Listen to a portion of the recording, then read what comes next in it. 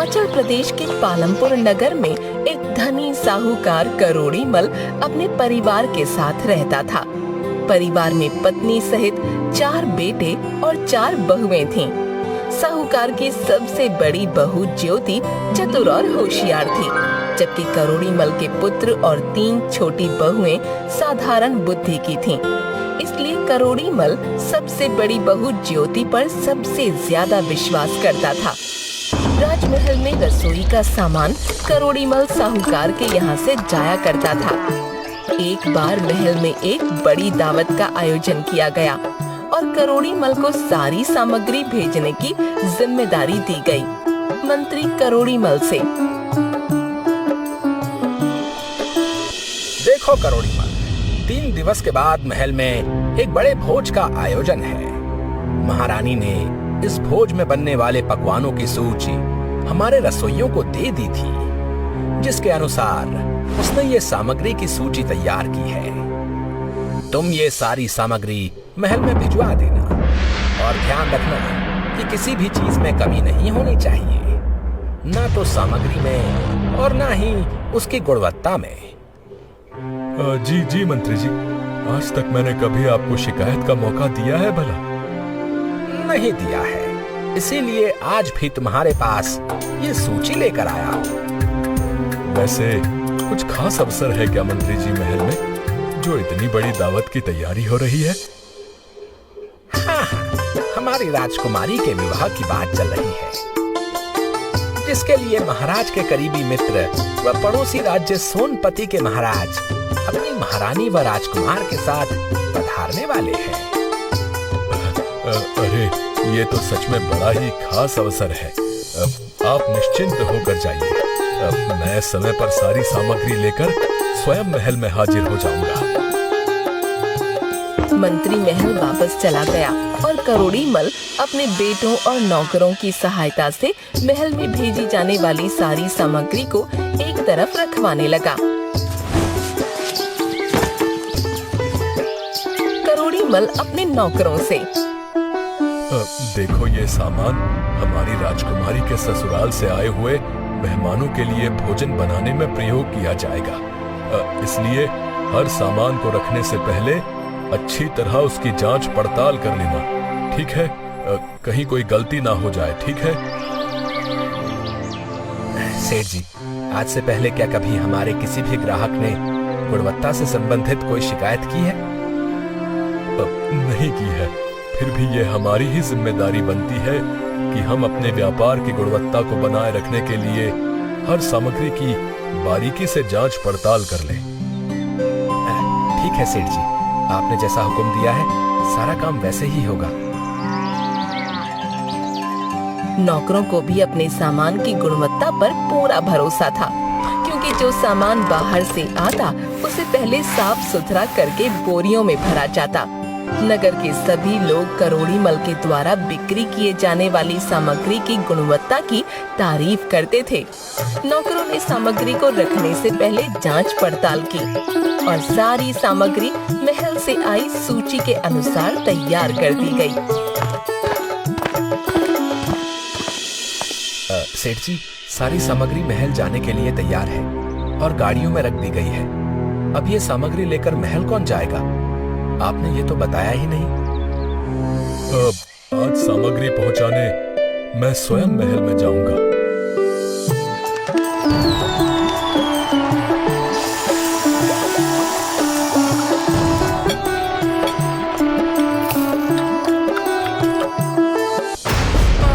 हमारा दांत! सब घबराकर राजकुमार की तरफ देखते हैं। क्या हुआ राजकुमार, आप ठीक तो हैं? राजकुमार अपने मुंह से एक टूटा हुआ दांत और एक पत्थर का टुकड़ा निकालता है। उसे देखते ही सोनपति के महाराज गुस्से में। ये क्या है पुत्र? पता नहीं पिताजी, मेरे मुख में ये पत्थर का टुकड़ा आया और जिसे चबाने की वजह से मेरा दांत टूट गया।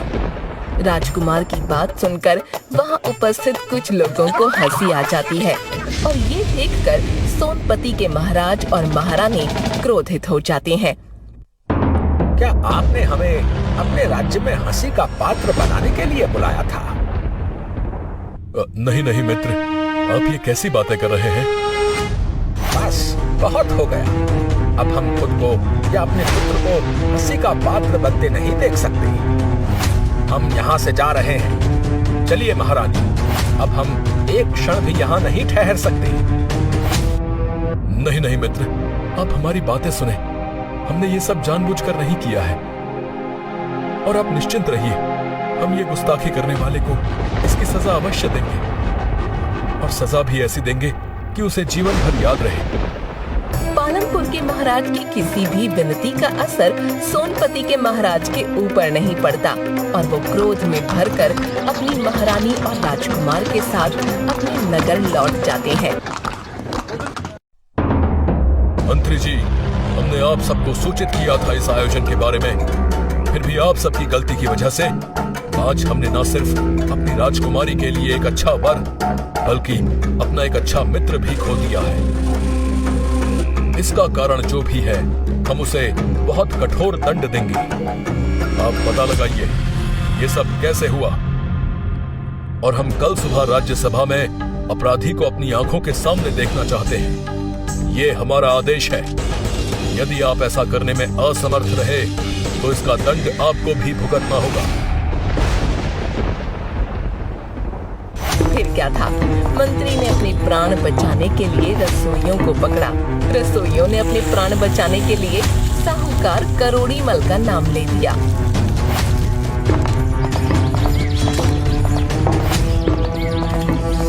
मंत्री जी, मुझे क्षमा कर दीजिए। ये सब न जाने कैसे हो गया, जबकि मैंने अपने सभी नौकरों को हिदायत दे रखी थी। हमें कुछ नहीं पता। ये जिम्मेदारी हमने तुम्हें दी थी और तुम्हारी वजह से ही सब कुछ हुआ है। अगर तुमने स्वयं सामग्री की जांच पड़ताल की होती और अपने सामने जांच कराई होती तो ऐसा बिल्कुल भी नहीं होता, और आज हम राजकुमारी का विवाह तय होने की खुशियां मना रहे होते। शायद आपकी बात सही है। अगर मैंने जिम्मेदारी ली थी तो मुझे स्वयं अपने सामने सारा काम करवाना चाहिए था। मैं दंड के लिए तैयार हूँ। राज्यसभा में महाराज ने इस अपराध के बदले करोड़ीमल को राज्य से निष्कासित करने का आदेश दे दिया। महाराज ने करोड़ीमल को आदेश दिया कि नगर छोड़ते समय साहूकार करोड़ीमल और उसके परिवार के सदस्य अपने शरीर के वस्त्रों और आभूषणों के अतिरिक्त कुछ न ले जाएं। करोड़ीमल क्या करता, वह विवश था। उसने अपने परिवार को महाराज के आदेश के बारे में बताया और उसी हालत में नगर छोड़कर चलने के लिए कहा। सभी तैयार हो गए। जाने से पूर्व बड़ी बहू ज्योति ने राजा के सिपाहियों से पूछा, क्या हम रास्ते में खाने के लिए कुछ रोटियां अपने साथ ले जा सकते हैं? ठीक है, परंतु सिर्फ रोटियां, उसके सिवा और कुछ भी नहीं। आप सबकी बड़ी कृपा है। बड़ी बहू ज्योति ने आटा गूंथा और उसमें 4 बहुमूल्य माणिक्य छुपा दिए। उस आटे की रोटियां बनाई और उन्हें पोटली में बांध लिया। जब उनका परिवार नगर छोड़कर जाने लगा, तब सिपाहियों ने पोटली की तलाशी ली। उसमें रोटियां देखकर उन्होंने कुछ न कहा।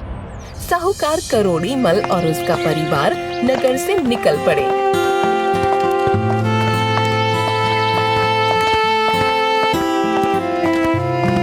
दिन भर की लंबी यात्रा के बाद रात में वे एक नगर में पहुँचे। वहाँ विश्राम के लिए वो एक धर्मशाला में ठहरे। रात भर विश्राम करने के बाद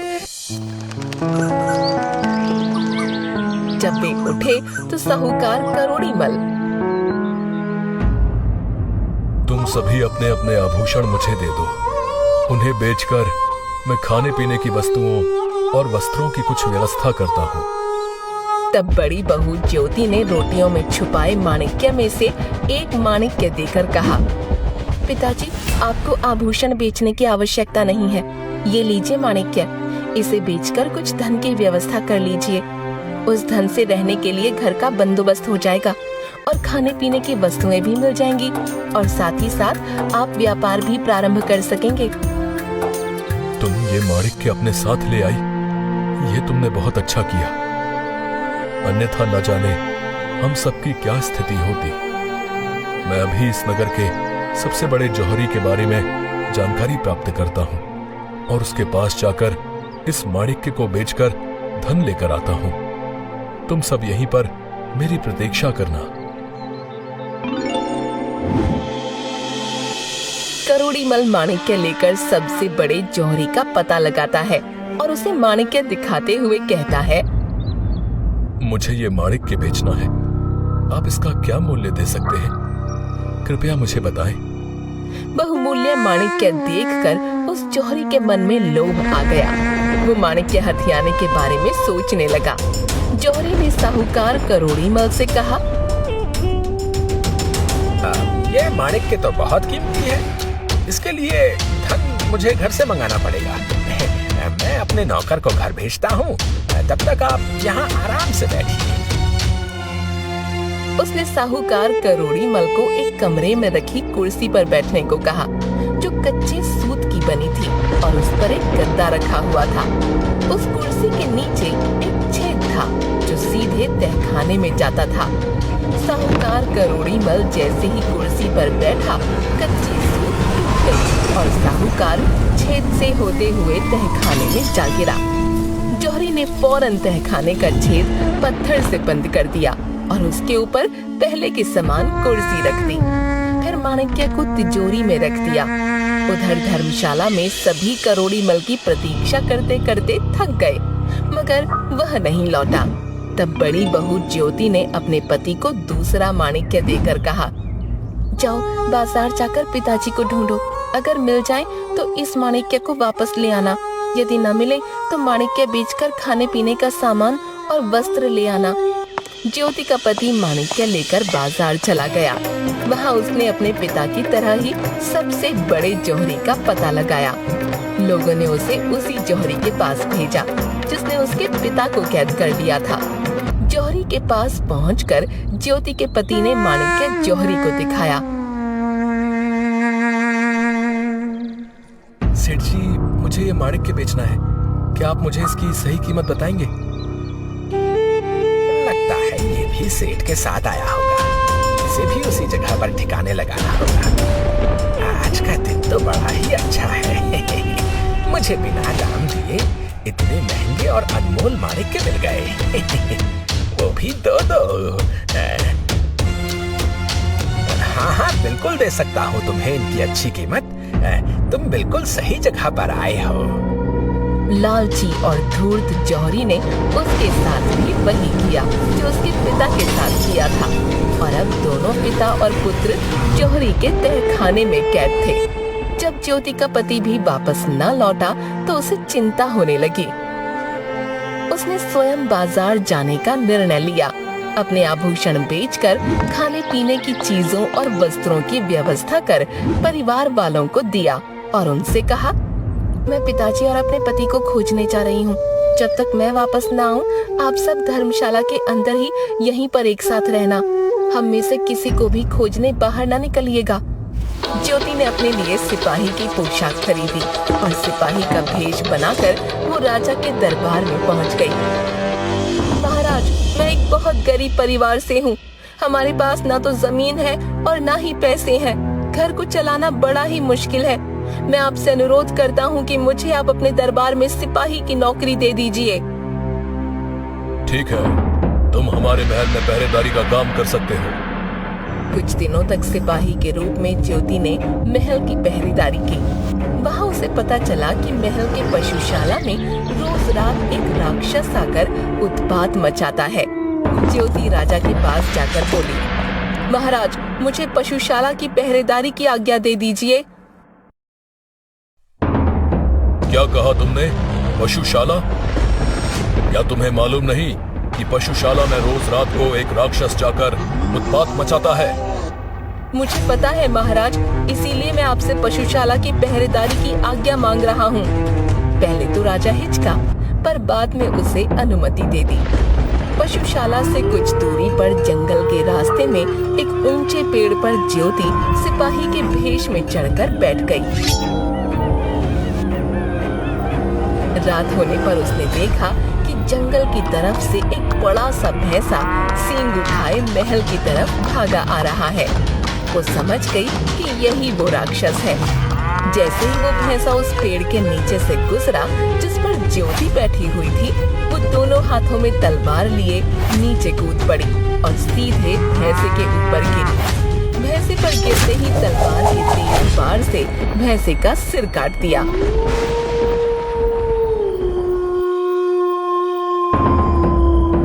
राजा को जब ये समाचार प्राप्त हुआ तो वो बहुत प्रसन्न हुआ। मैं तुमसे बहुत प्रसन्न हूँ। तुमने उस राक्षस से छुटकारा दिलाया है जो कई वर्षों से हमें परेशान कर रहा था। तुम्हें इनाम में जो चाहिए वो मांग लो। महाराज, यदि आप मुझसे प्रसन्न हैं, तो मुझे इस नगर की रक्षा का भार सौंप दीजिए और मुझे अधिकार भी प्रदान कीजिए कि मैं यदि किसी अपराधी को देखूं तो उसे स्वयं दंड दे सकूं। हम तुम्हारी काबिलियत से बहुत प्रभावित हैं, इसलिए आज से हम तुम्हें इस नगर का कोतवाल घोषित करते हैं और साथ ही तुम्हें ये भी अधिकार देते हैं कि तुम किसी भी अपराधी को स्वयं दंड दे सकते हो। कोतवाल बनके ज्योति ने अपने पति और ससुर की खोज प्रारंभ की। उसने नगर के सबसे बड़े जौहरी का पता लगाया और उसके पास पहुंची। नगर के कोतवाल को देखकर अहो भाग्य, जो आप हमारी दुकान में पधारे। कहिए क्या सेवा करें? महाराजा शीघ्र ही राजकुमारी का विवाह करने वाले हैं। उनके आभूषण के लिए हमें सुंदर और बहुमूल्य माणिक्य चाहिए। तुम्हारे पास हो तो दिखाओ। जौहरी ने कई माणिक्य दिखाए, किंतु उनमें वह माणिक्य नहीं था जो ज्योति ने अपने पति और ससुर को दिया था। इसलिए वो उन माणिक्यों को नकारते हुए बोली, कोई ऐसा माणिक्य दिखाओ जो राजकुमारी के अनुरूप हो। ये सब माणिक्य तो तुच्छ जान पड़ते हैं। जी कोतवाल जी, अब मैं आपको एक ऐसी चीज दिखाता हूँ जो आपको एक नजर में भा जाएगी। ज्योति माणिक्य देखते ही पहचान गई। ज्योति ने सिपाहियों को आदेश दिया, पकड़ लो इस जौहरी को। ये जौहरी नहीं, चोर है। कोतवाल जी, आप ये क्या कर रहे हैं? मैंने क्या चुराया है? ये माणिक्य तुम्हारा नहीं है, ये तुमने एक साहूकार और उसके पुत्र से छीना है। बताओ तुमने उन्हें कहाँ रखा है? जौहरी समझ गया कि कोतवाल को सब पता है। वो वहाँ से भागने लगा, मगर सिपाहियों ने उसे पकड़ लिया। फिर ज्योति ने पूरी दुकान की तलाशी ली। तब उसे उस कुर्सी के नीचे पत्थर दिखाई दिया। पत्थर हटाने पर नीचे तहखाने में उसे अपने ससुर और पति अधमरी हालत में मिले। उन्हें वहाँ से बाहर निकाला और तुरंत चिकित्सा उपलब्ध करवाई। जौहरी को राजा के सामने प्रस्तुत किया गया। कोतवाल बनी ज्योति ने राजा को सारी बात बताई।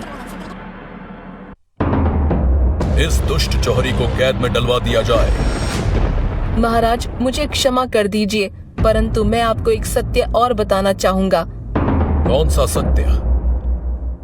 कोतवाल बनी ज्योति ने राजा को सारा किस्सा बताते हुए सिपाही का वेश हटाकर अपने वास्तविक रूप में आई और हाथ जोड़कर बोली, महाराज, मैं आपका प्रस्ताव स्वीकार नहीं कर सकती। मैंने ये सारा स्वांग अपने पति और ससुर का पता लगाने के लिए किया था।